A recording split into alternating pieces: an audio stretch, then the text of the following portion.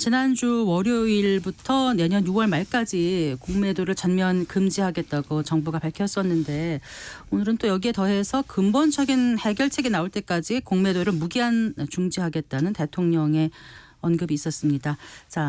차용조 YG경제연구소 소장과 함께 공매도 금지가 주식시장에 어떤 영향을 미칠지에 대해서 얘기 나눠보겠습니다. 안녕하세요. 예, 안녕하십니까. 반갑습니다. 예.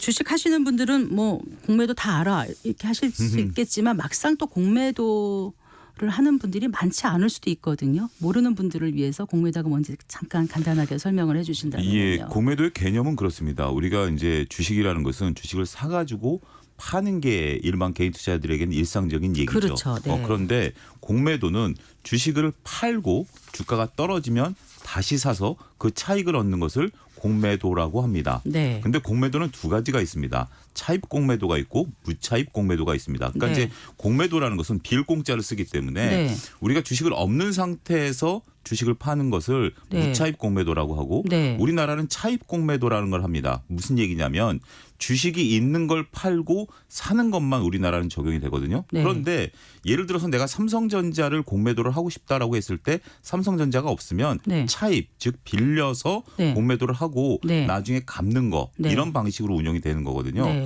그런데 이 빌리는 과정에 있어서 외국인과 기관 개인들이 약간의 차별을 좀 받고 있다. 이것이 지금 공매도의 어떤 핵심 이슈인데 공매도의 네. 개념은 그렇습니다. 네. 팔아서 사는 거다라는 개념으로 정리될 수 있겠습니다. 그러면 일단 주식시장이 내려갈 거를 생각하고 하는 거죠.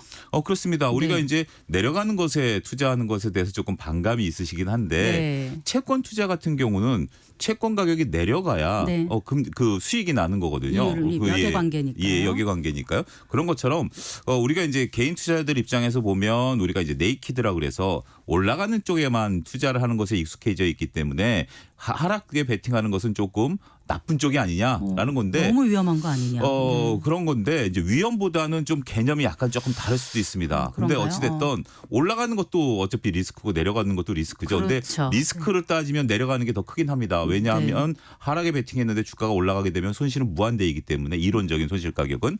근데 어찌됐든 우리가 선물도 하락에 베팅할 수 있고 네. 옵션도 하락에 베팅할 수 있는 거기 때문에 개념이 조금 플렉시블하게 바뀌어야 되는 부분들이지 네. 공매도는 나쁜 것이고 네. 무조건 매수를 한다라고 본다라면 그러면 공매도의 순기능은 시장의 매기 역할을 하는 부분들이 있거든요. 매기. 예. 그러니까 우리가 이제 예를 들어서 일부 세력들이 주가를 끌어올린다. 가치가 없는 주식을 끌어올릴 때 공매도 세력의 눈에 들어오면 공매도가 이제 그것을 막는 역할을 하는 거죠. 그렇기 때문에 시장에 있어서 건전한 역할을 할 수도 있는 건데 지금 이제 그러니까 이제 논쟁들은 이제 여러 가지 중에 하나가 있습니다만 무조건 공매도는 나쁘다라는 개념보다는 네. 공매도는 순기능도 있고 지금 우리나라에 문제되고 있는 것은 역기능이 너무 부각된 부분들이 좀 있다. 네. 이렇게 정리해드릴 수가 있겠습니다. 예.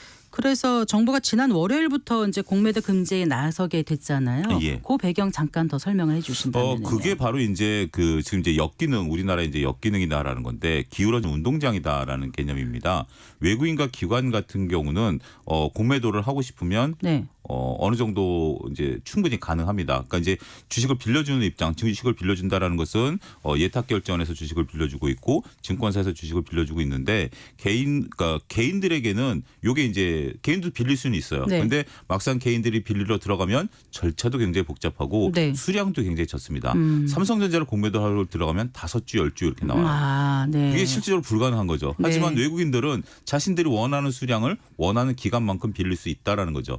이 부분에 대해서 수많은 개인 투자자들이 좀 이건 불공정하다. 어차피 정해진 룰이라면 이것을 제도를 없애지 않는다라면 동일한 운동장에서 동일한 게임을 해야 되는데 누구는 빌릴 수가 있고 그렇기 때문에 누구는 하락에 베팅할 수 있고 네. 누구는 하락에 베팅하고 싶어도 막아놓은 못한다라는 거다. 거기 네. 때문에 우리가 이제 개인 투자자들이 많이 이제 참조하는 유명한 투자자 중에 제시 리버모어라는 사람이 있습니다. 미국의 유명한 투자자고 개인 투자자로서 막대한 부를 창출했는데 네. 이 사람이 실질적으로 돈을 많이 번 게 공매도를 통해서 돈을 많이 그래요? 벌었거든요. 그러니까 네. 주식시장이 과열이 됐을 때 그것에 이제 하락에 이제 베팅을 하는 그런 거였는데 제시 리버모어처럼 우리는 책을 읽어도 그 정도 할 수 있는데 할 수 없다라는 것 때문에 네. 많은 불만들이 좀 있었다라고 말씀드릴 수가 있겠죠. 일단 뭐 담보 비율도 개인이나 네. 기관 외국인하고는 좀 다르고 상환해야 되는 날짜도 다르고 뭐 예. 그렇죠. 그러니까 이제 그게 조금 어폐가 있다라고 말씀을 좀 드릴 수가 있겠는데 그런 부분들에 대한 개선을 요구를 하면 개인 그 당국에서 하는 얘기가 이겁니다. 이건 너무 리스크가 크기 때문에 개인들이 감당하기가 어렵다. 그동안 해왔던 얘기가 그런 거거든요. 개인과 외국인, 그러니까 기관과 외국인 같은 경우는 신용도도 높고 자금력도 크기 때문에 네. 안전하다고 생각하는 건가요? 아무래도 이게 지식이 좀 많다라고 생각을 하는 거죠. 네. 이거 어떻게 보면 지금 이제 뭐 자금력이라든지 신용도의 논쟁보다는 이것을 감내할 수 있는 리스크를 감내할 수 있는 이제 기술적인 부분들인데 앞서 언급드렸다시피 공매도를 했다가 우리가 네. 이제 주식을 사면 삼성전자를 6만 원에 샀다가 극단적으로 삼성전자가 부도가 난다라든지 주식이 이제 그렇게 된다라면 내가 6만 원을 손해 보는 거거든요. 네. 근데 삼성전자는 공매도를 쳤다가 네. 삼성전자 주가가 올라가면 1억, 2억 이렇게 올라가면 손실은 무한대가 되는 거 아니겠습니까? 네. 이거를 개인이 감내할 수 없다라는 건데 네. 그러면 왜 파생 시장은 열어둔 거죠?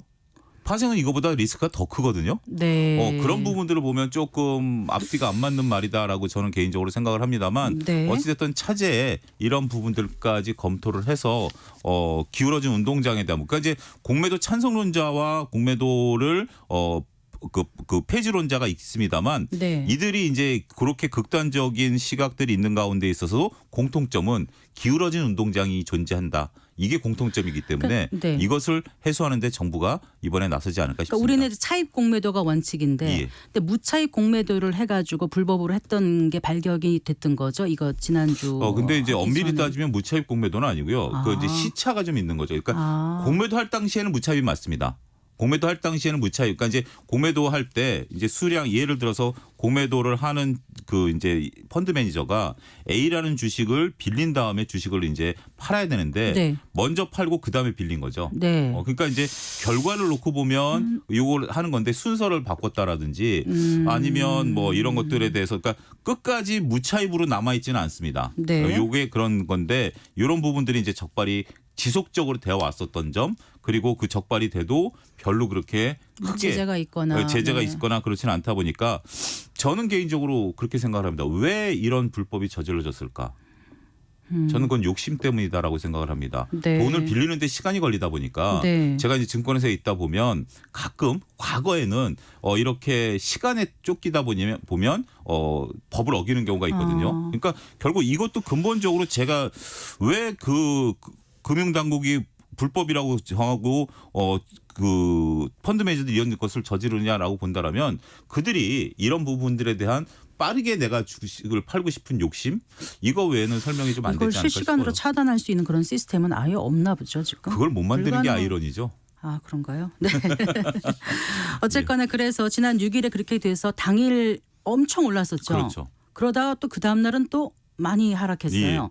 지금 한 열흘 가까이 됐는데 그동안 이게 그럼 영향 어느 정도 효과가 너무 짧은 기간이라서 효과가 있다 없다 판단하기는 좀 어렵겠습니다만. 그렇습니다. 이게 이제 긴 기간 동안 이루어지는 부분들이기 때문에 월요일 날은 일단 기대감으로 주가가 좀 올랐고요. 특히 이제 특징을 보게 된다라면 공매도 상위 종목들이 네, 나옵니다. 네, 그거는 네. 여러분들이 KRX 증권거래소 가시면 홈페이지에 매일매일 숫자가 업데이트 되거든요. 네네. 근데 아이러니는 그날 공매도가 많은 종목들이 주가가 올라가기보다는 특정 업종에 있는 종목들이 상한가를 간 거죠. 네. 그들이 공매도가 양이 적은 건 아니었습니다. 네. 근데 만약에 공매도를 다 멈춘 상태라면 공매도가 많았었던 종목이 상한가를 가야 되는데 네. 특정 공매도를 이제 뭐 외치고 있는 그런 업종이 상한가를 갔다라는 거죠. 그런데 말씀하신 것처럼 그 다음 날 오전까지 오르다가 그게 이제 주가가 빠져가지고 지난 금요일까지 네. 제자리를 온 거예요. 일주일 사이에 제자리로 와버렸어요. 그러니까 이제 기대감이 반영됐다가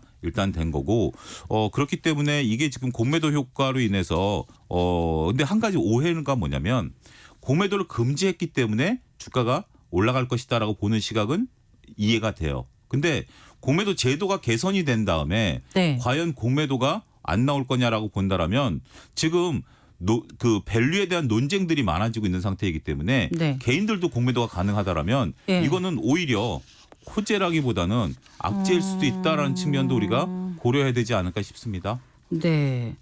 어쨌거나 공매도 거래의 비중은 그럼 외국인이 차지하는 비중이 높은가요? 절대적으로 높습니다. 절대적인 외국인들이 거죠? 가장 높고요. 특히 이제 우리가 롱숏 펀드라 그래서 네. 외국계에서 운용하는 헤지 펀드 운용하는 측에서 보면 롱숏 전략을 짜거든요. 그러니까 이제 우리가 한쪽으로 가장 이제 리스크가 큰 게 네이키드 전략이라 그래서 한쪽 방향으로 가는 겁니다. 한쪽 방향으로 사거나 한쪽 방향으로 선물을 팔거나 하는 건데 그들 입장에서는 롱숏 전략을 통해서 적절하게 포트폴리오를 유지해 가지고 주가의 변동성을 놓고서 내가 한 5%면 5%, 6%면 6% 이제 고정을 시켜 놓으면 네. 안정적으로 수익을 따박따박 창출해낼 수 있는 거거든요. 네. 그러니까 이제 공매도를 한다라면 단순하게 공매도를 하는 건 아니에요. 파생과 연계돼서라든지 ETF랑 연계돼서 한다라든지 이런 걸 통해서 공매도가 이루어지는 상황이기 때문에 한쪽 방향으로 무조건 주가가 빠져라라고 하는 것은 다소 오해가 좀 있다라고 말씀드릴 수 있겠습니다. 공매도하는 개인 투자자는 얼마나 되는지 이게 집계되고 이런 건 없죠. 거의 없다라고 보시면 될 것 그렇죠. 같아요. 실질적으로 아까 제가 말씀드렸다시피 저도 해서 이제 오늘도 보니까 삼성전자 5주 가능하더라고요. 삼성전자 5주를 제가 해버리면 다른 사람이 또 못하는 거 아닙니까? 네. 그걸 가지고 무슨 공매도 효과가 나타난다. 개인은 실질적으로 하기가 거의 막혀 있다. 이렇게 보는 것이 정석이지 않을까 싶습니다. 네. 그런데 이제 내년 6월까지가 아니고 네. 더 늘려서 지금 한다고 오늘 발표가 났지 않습니까? 근데 이제 그 부분보다는 저는 그 대통령의 말씀을 그렇게 이해를 했습니다. 6월 그걸 이제 무한정을 한다라기보다는 네. 대통령께서 이제 거론을 하셨고 특히 이제 대통령께서 MSCI 지수도 거론을 하셨거든요. 그렇더라고요. 예. 네, 네. 이게 이제 MSCI 지수에 들어가는 부분들이 이제 많은 투자들이 이러면 MSCI 선진국 지수에 못 들어가는 거 아니냐. 그러니까요. 예. 그런데 그거 다 알고 있다. 하지만 선진화되면 오히려 외국인들이 좋아할 수 있다라고 보면 저는 이거 오래 끌고 가기는 더 오히려 부담된다라는 것도 알고 계시다라고 봐요. 그렇기 네. 때문에 이 부분에 대해서는 법을 제대로 잘 고치자라는 의미지 네. 무한정 공매도를 금지시키겠다라고 한다라면 그거는 정말로 MSCI랑 멀어지는 거거든요. 그들이 MSCI 선진국 지수에 들어간다라는 게 지금 대통령 공약 사항에도 들어가 있었던 상황인데 여러 가지 요건 중에 하나가 가장 큰 요건이 외환의 24시간 거래거든요. 전 정부에서 못했던 걸 현 정부에서 그걸 좀 늘려놨습니다. 네. 그래서 거기에 가기 위해서 노력을 하는데 외환 시장을 24시간 연 거는 우리들한테는 굉장히 큰 리스크거든요. 네. 왜냐하면 우리 주말에 갑자기 우리나라 시간으로 밤에 외환 위기 같은 갑자기 다른 나라에서 뭐가 터지면 네. 우리 외환이 급속도로 유출될 수 있는 건데 그걸 열어놓은 상태에서 이 공매도 우리가 금지가 7번째인가 8번째 이유였었거든요. 이번에 탈락한. 네. 이것 때문에 못 들어간다라고 그러니까 한다면 MSCI 선진국 지수 편입에 탈락한. 네. 이유가 그 정도이기 때문에 그거를 신경 안 쓸 수가 없는 거기 때문에 저는 길어진다라기보다는 빠른 시간 내에 제대로 하자 이런 정도 의미로 해석해야 되지 않을까 싶습니다.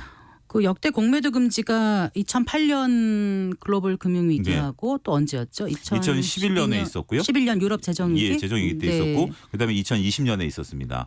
그런데 그 세 번에 있어서 11년과 2020년에는 주가가 올랐지만 그 처음에 있었던 주가 빠졌었어요, 오히려. 네, 네. 그때 당시만 하더라도 글로벌 이제 우리가 서프라임 위기가 있었다 보니까 이게 공매도라는 게 외부적인 변수에 따라서 국내 시장의 변동성이 확대될 것을 우려했을 때 막았었는데 그때 당시엔 세계 경제가 무너지다 보니까 그때는 이제 효과가 조금 미미했었고요. 하지만 추가 하락을 방지했다라는 측면에 있어서는 충분히 공을 세울 수 있지 않을까라고 좀 말씀드릴 수가 있겠습니다. 네. 반면에 우리가 이제 뭐 유럽 위기라든지 아니면 코로나 때 공매도를 막았었던 그것은 우리나라의 직접적인 영향이 그렇게 크지 않았고 심리적으로 영향이 컸었던 상황이기 때문에 효과가 좀 있었습니다. 네. 그런데 이제 이번에는 세계 위기도 별로 없고 우리나라도 특정 네. 상황도 아닌데 네. 이런 부분들은 한번 좀 고민거리가 되지 않나 싶습니다.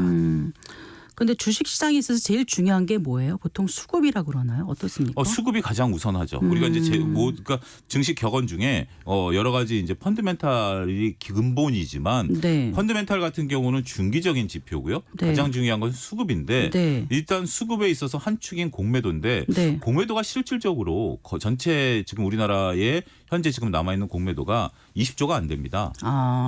네, 그러면 공매도가 금지돼서 어느 정도 일정 부분 그 매도세를 제한하는 역할을 할 수 있어서 순기능을 한다. 이거는 별 효력이 없다는 말씀이세요? 그러니까 그 순기능을 할 수는 있습니다만 그게 이제 대세적으로 주가를 끌어올릴 수 있는 거는 2020년을 자꾸 생각하시는데요. 네네. 2020년에는 동학개미 운동이라는 걸 해서 공매도 이후에 시장의 체력을 보게 된다라면 고객 예탁금, 주식을 사려고 들어온 예탁금이 70조였습니다. 예, 예. 지금은 45조고요. 아. 그때 당시 신용장고가 26조, 지금은 16조. 그러니까 체력이 약한 상태에서, 그러니까 건강한 상태에서 영양제를 줘서 뛰게 만든 거하고 체력이 약해진 상태에서 영양제를 줘서 조금 살려내는 거하고 조금 차이는 우리가 감안해야 되지 않을까 싶습니다. 네.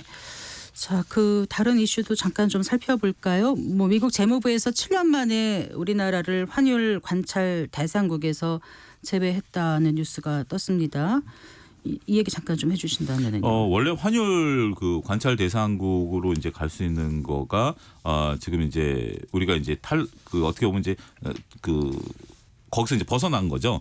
근데 여기에 들어가는 요건이 있습니다. 미국이 제시한 세 가지 요건이 있는데요. 네. 대미 무역 흑자가 150달러 이상, 그다음에 GDP 경상후지 흑자가 3% 이상, 그다음에 한 나라가 8개월 동안 GDP 대비 2% 이상 달러를 순매수하는 경우 이 세 가지를 다 충족하는 나라는 전 세계에 아직까지 있지는 않습니다. 네. 그런데 두 가지만 충족하면 환율 관찰 대상국이 됩니다. 그동안 우리는 여기에 이제 뭐가 됐냐면 대미 무역 흑자, 그다음에 경상수지 흑자 요 두 가지 요건 때문에 환율 관찰 대상국이었습니다만 이번에도 대미 무역 흑자가 380억 달러이기 때문에 첫 번째 요건은 달성을 했어요. 네. 하지만 안타깝게도 GDP 대비 경상수지 흑자가 3% 이상이어야 되지만 네. GDP 대비 경상 흑자가 두 분기 연속 0.5%밖에 달성 그러니까요. 못했기 때문에 네. 그러한 내용 때문에 이제 우리가 환율 관찰 대상국에서 제외가 됐고요. 이 제도를 유지하게 된 것은 뭐냐면 미국이 무역 적자가 굉장히 심하지 않습니까? 네, 그렇기 네. 때문에 미국과 무역하는 나라 중에 이러한 요건이 해당이 된 나라들 중에 혹시 환율을 하락시켜서 자체 환율을 하락시켜서 무역 수지를 개선시키는 게 아니냐 이 부분을 들여다보기 위해서 만든 제도거든요. 네. 그렇기 때문에 우리가 이제 경상수지 흑자가 좀 미미했다라는 부분들 때문에 여기서 탈락했다라는 것은 긍정적인 요소도 있지만 조금 안타까운 요소도 존재한다. 수출 부진이 나온 거잖아요. 그렇습니다. 결과적으로. 수출 부진이 좀 나온 참 것들이 좀 안타까운 요소다라고 말씀드릴 수 예, 있겠죠. 그럼 이게 원달러 환율에 영향을 미치는 거예요? 어떻습니까? 일단 그날 달러가 그러니까 환율이 좀 오르긴 했었습니다. 하지만 예. 지금 이 요소가 그렇게 드라마틱하게 움직일 때는 이게 하나의 요소가 되긴 하겠습니다만 지금은 달러 대비해서 평온하게 움직이고 있는 상황이기 때문에 네. 특별히 우리가 또 환율에 대해서 신경을 쓸 수 있는 지금 상황도 아니고 그렇기 때문에 지금 환율 변동은 1,300원 중심으로 해서 오르락 내리락 하고 있다. 큰 영향은 당일날만 원화가 좀 약세를 보이는 상황을 보이긴 했었습니다만 네. 큰 영향은 없었다라고 정리해드릴 수 있겠습니다. 알겠습니다. 그 미국 정부가 그 셧다운 위기에 서게 됐다 이렇게 예. 이제 나오잖아요. 네. 그러면 굉장히 어마어마하게 다가오는데 그 셧다운 하면은 뭐 일시적인 업무 정지인가요? 어떤 거예요? 그렇습니다. 미국 같은 경우는 이게 이제 미국만이 갖는 특성인데요. 예산안을 여야가 합의해서 이렇게 계속해서 이제 연장하는 겁니다. 그러니까 서로 이제 주고받는 그런 부분들이 된다라는 거죠. 근데 이제 이것들 중에 이제 중요한 것은 내년 미국 11월 대선을 신경 안 쓸 수밖에 없겠죠. 그 부분까지 우리가 좀 봐야 되는 것들이고요. 지금 이제 트럼프 전 대통령의 지지율이 올라가다 보니까 네. 하원을 장악하고 있는 공화당의 강경파들 목소리가 커져가고 있습니다. 이례적으로 네. 하원이 공화당을 장악한 다음에 자신들이 내세웠던 메카시 하원 의장을 공화당 의원들이 스스로 끌어내리고 존슨 의장을 이번에 새로 부임시킨 거 아니겠습니까? 그전에 우리가 소위 티파티라고 불리우는 공화당 의원들, 강경파들이 이제 존재하는데 네. 이 이제 존슨 의장 같은 경우가 이제 민주당과 합의해서 예산안을 1, 2단계로 나눠서 하자. 일단 당연히 나가야 되는 공무원들 월급 같은 경우는 합의를 하고 그다음에 이제 지금 트럼프 전 대통령과 바이든 행정부가 싸움에서 이제 보조금 주는 거 IRA법 우리나라한테 주지만 네네. 이런 부분들은 나중에 협의하자라고 지금 하고 있는 건데 이게 지금 이제 쉽지 않고 이것은 현재 무디스가 신용등급 하향까지 경고를 하면서 전반적으로 시장에 미치는 영향들이 커질 것으로 그러니까요. 보는데 근데 이런 부분들은 결국 근데 이제 미국은 또 특성이 뭐냐면 지금 이제 민주당이 집권하고 있잖아요. 근데 공화당이 반대를 하면 나중에 선거 전략상 공화당이 불리합니다. 야당이 불리합니다. 그러니까 네. 보통 이제 여야 관계에 있어서 여당이 예산권을 갖고 있는 거 아니겠습니까? 하원이 예산권을 갖고 있는데 네. 그게 이제 공화당이 갖고 있다 하더라도 집권당은 민주당이니까 네. 예산에서 민주당의 목소리가 더 커야 되는데 네. 공화당의 목소리가 크면 단기적으로 공화당의 지지율이 올라가지만 중기적으로 보면 역대 선거에서 야당한테 불리했어요. 그러니까 입장에서는 조금 강경적으로 갈 수 있는 우리가 그러니까 이게 이렇게 극단적으로 대치하면 네. 세계 경제가 불안하다라고 볼 게 아니라 이거는 민주당의 전략일 수도 있다. 너무 그렇게 우리가 우려할 바는 아니다. 그래요? 시간이 지날수록 민주당의 표가 몰리는 것이 될 수 있다라는 것도 네. 말씀드리겠습니다. 근데 2011년인가 S&P가 미국 신용 등급 강등했을 때 아시아 증시가 많이 하락했었다고 예. 기억하는 분들 계실 텐데 혹시 방금 전에 말씀하신 무디스의 미국 신용 평가 하락을 하면은 예. 이게 어떻게 영향을 미칠지. 근데 이제 그때 이제 6개월 동안 주가가 빠지고서 다시 올라왔습니다. 근데 이제 네. 첫 번째여서 지금 놀랐는데 결국 미국은 발권국이고요. 네. 그런 것들에 대한 학습 효과가 있다 보니까 원래 무디스 이전에 S&P도 신용 등급을 낮췄거든요. 그때도 주가 변동성이 별로 없었어요. 그러니까 이제 처음에는 야 미국의 신용 등급이 떨어져 이거였었습니다만 이제는 어차피 그래도 미국이 발권국이다라는 것 때문에 시장의 영향은 그 과거 대비해서는 많이 그렇게 우려할 바는 아니다. 이렇게 정리해드릴 수가 있겠습니다. 네, 알겠습니다. 말씀 잘 들었습니다. 고맙습니다. 감사합니다. 네, 차영주 와이즈 경제연구소 소장과 함께했습니다. 뭐 부동산 시장이나 주식 시장이나 어느 하나 녹록지가 않습니다. 땀 흘리면서 수고롭게 벌어들인 돈을 한순간 선택으로 잃어버릴 수도 있는데요. 돌다리 두드리는 마음으로 신중하게 접근해야겠다는 생각.